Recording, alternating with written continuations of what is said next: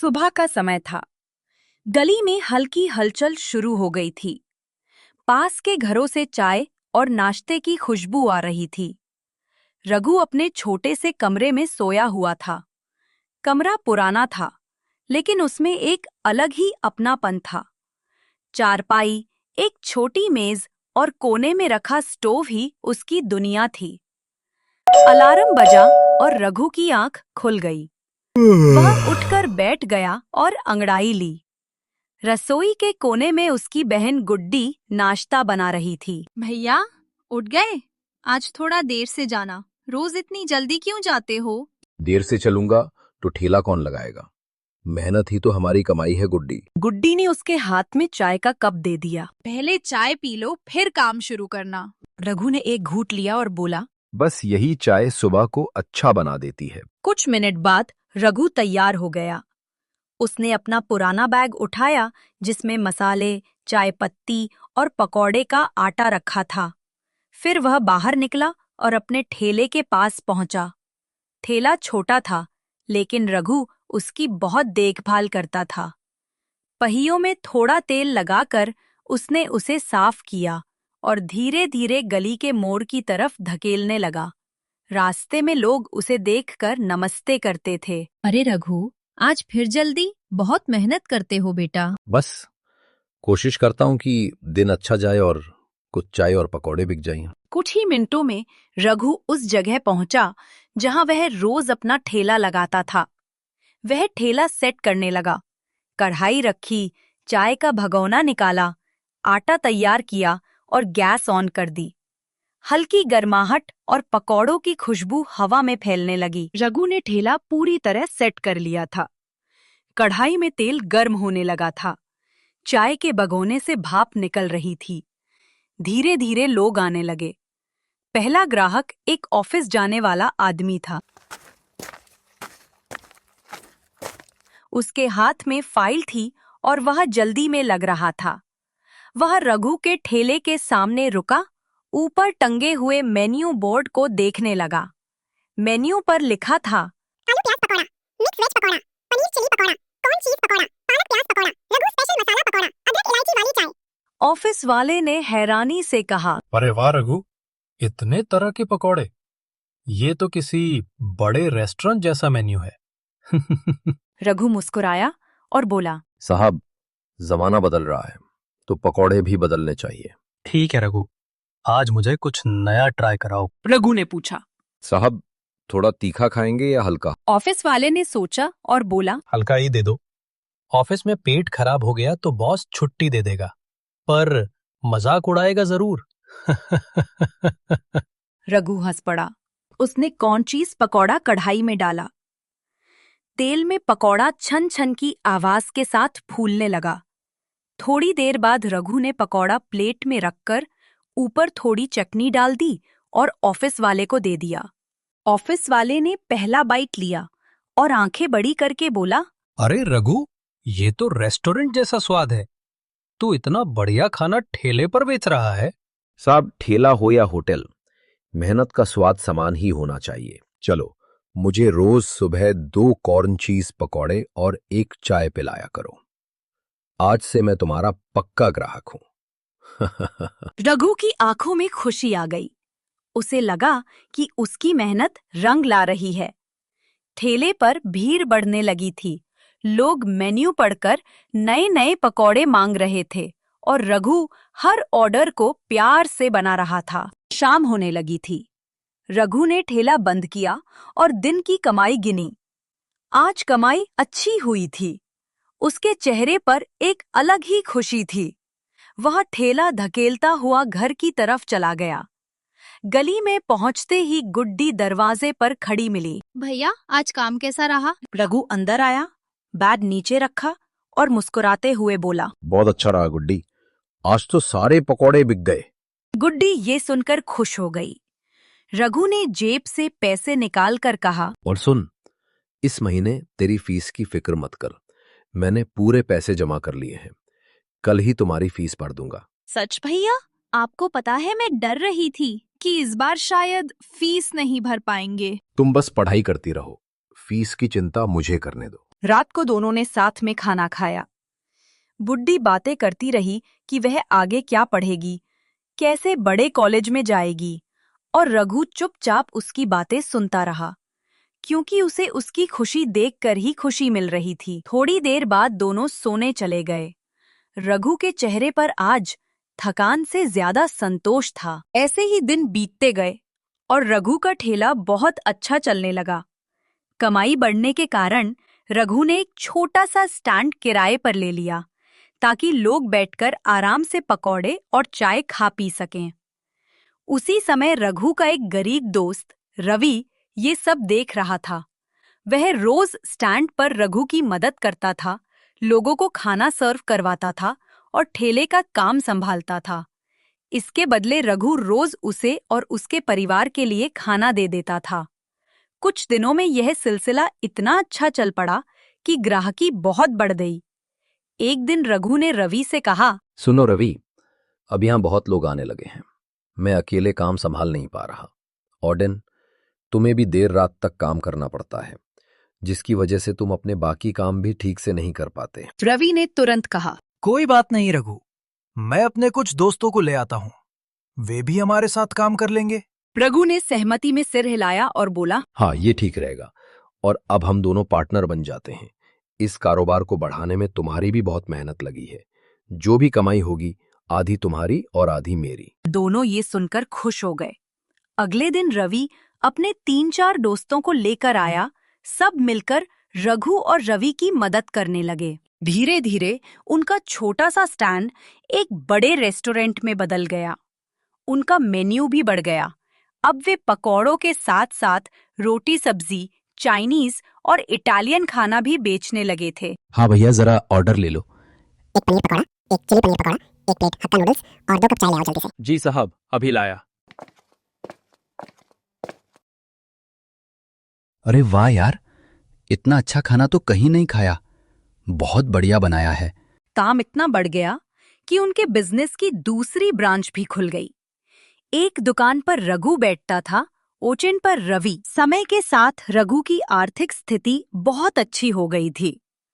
उसका रेस्टोरेंट खूब चल रहा था और कमाई भी बढ़ती जा रही थी। गुड्डी को रघु ने एक अच्छे इंस्टीट्यूट में डॉक्टर की पढ़ाई के लिए दाखिला दिला दिया था। गुड्डी मेहनत से पढ़ने लगी और उसका सपना पूरा होने लगा। कमाई बढ़ने पर रघु ने एक नया, बड़ा और सुंदर घर भी खरीद लिया था। अब दोनों भाई बहन आराम से रहते थे। रघु को खुशी थी कि उसकी मेहनत से गुड्डी का भविष्य सुरक्षित हो गया था। इधर दूसरी ओर रघु का दोस्त रवि अब लालची बन चुका था। पैसे का घमंड उस पर चढ़ गया था।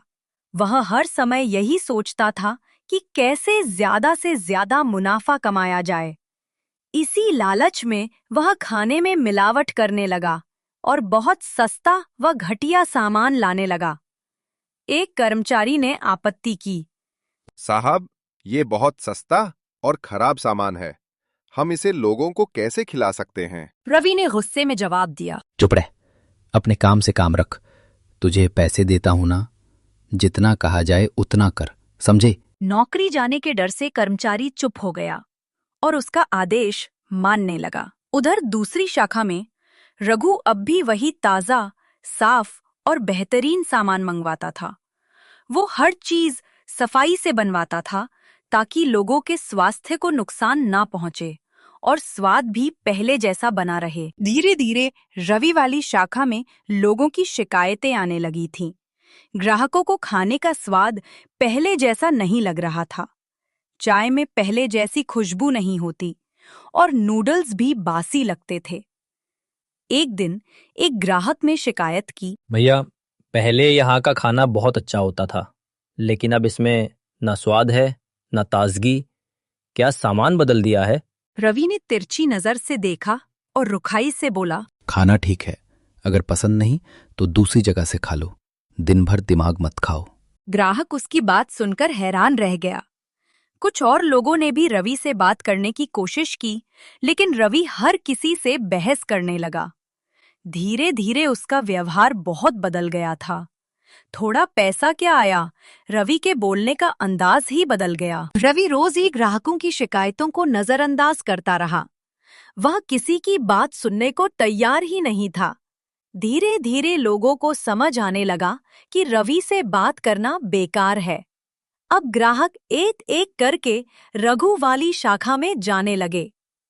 एक दिन 2 पुराने ग्राहक रघु की दुकान पर पहुंचे। रघु भाई, आपको पता है, रवि वाली शाखा में अब खाना पहले जैसा नहीं रहा।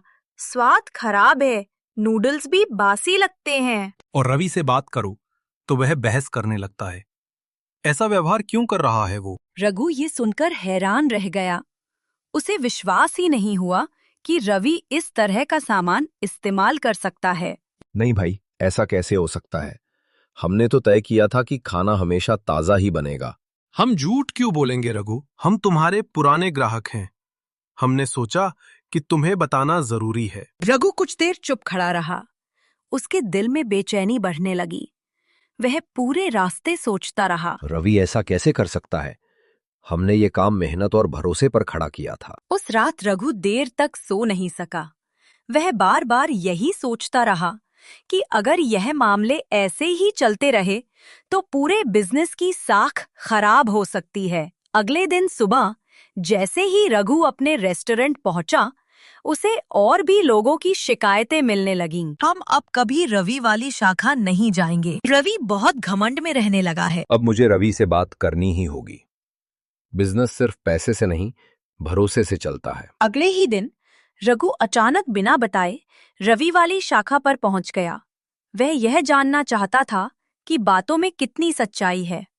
किस्मत का खेल ऐसा था कि जैसे ही रघु अंदर पहुंचा, रवि अपने एक कर्मचारी को बासी सब्जियां पकड़ा रहा था।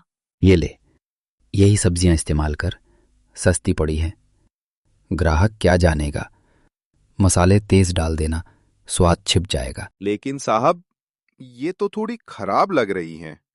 खाने से किसी को दिक्कत हो गई तो? तुझे जितना कहा जाए उतना कर, बहुत अकल मत दिखा। नौकरी रखनी है तो चुपचाप काम कर। यह सब रघु दरवाजे के पास खड़ा सुन रहा था। कुछ देर वह चुप रहा। फिर उसने कहा, रवि, जरा बाहर चलो, तुमसे बात करनी है। रवि चौंक गया। वह बाहर आया और बोला, अरे रघु, तुम बिना बताए? सब ठीक तो है? रवि, सच बताओ, तुम खाने में मिलावट कर रहे हो? अरे नहीं, ऐसी कोई बात नहीं है। वह कर्मचारी ही गड़बड़ करता है। मैं तो बस उसे समझा रहा था। गलती उसी की है, मेरी नहीं। रघु ने कड़ी नजर से उसकी तरफ देखा और बोला, झूठ मत बोलो रवि, मैंने सब सुन लिया था जब मैं अंदर आया था।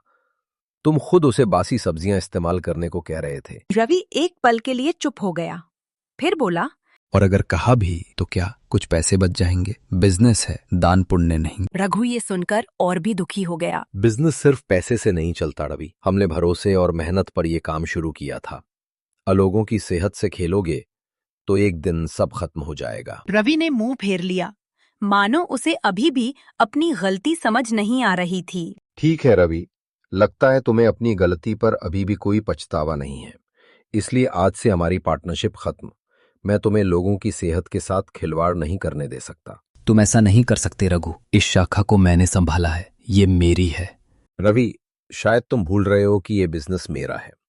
मैंने ही तुम्हें मौका दिया था क्योंकि मुझे तुम पर भरोसा था, लेकिन आज तुमने वो भरोसा तोड़ दिया। तुम अब यहां काम नहीं करोगे, और अगर मुझे पता चला कि तुमने दोबारा मिलावटी सामान बेचा या ग्राहकों को नुकसान पहुंचाया तो मुझे तुम्हारे खिलाफ पुलिस में शिकायत दर्ज करानी पड़ेगी। रवि ने मुट्ठियां भींच ली, पर उसके पास कोई जवाब नहीं था और रवि वहां से चला गया। अब दूसरी शाखा में रघु ने एक भरोसेमंद व्यक्ति को काम पर रख लिया था। रघु हर शाखा में स्वयं जाकर यह जांच करता था कि खाना कैसा बन रहा है, कितना ताजा है और कहीं भी लापरवाही तो नहीं हो रही। कुछ ही महीनों में रघु का व्यवसाय बहुत तेजी से आगे बढ़ गया।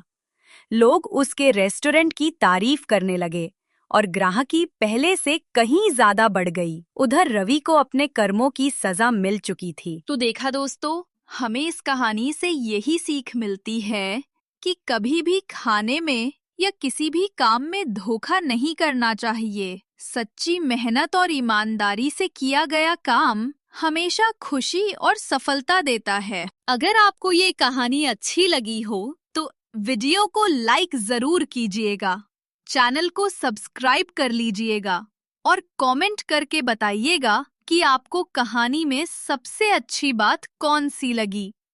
धन्यवाद दोस्तों, मिलते हैं अगली कहानी में।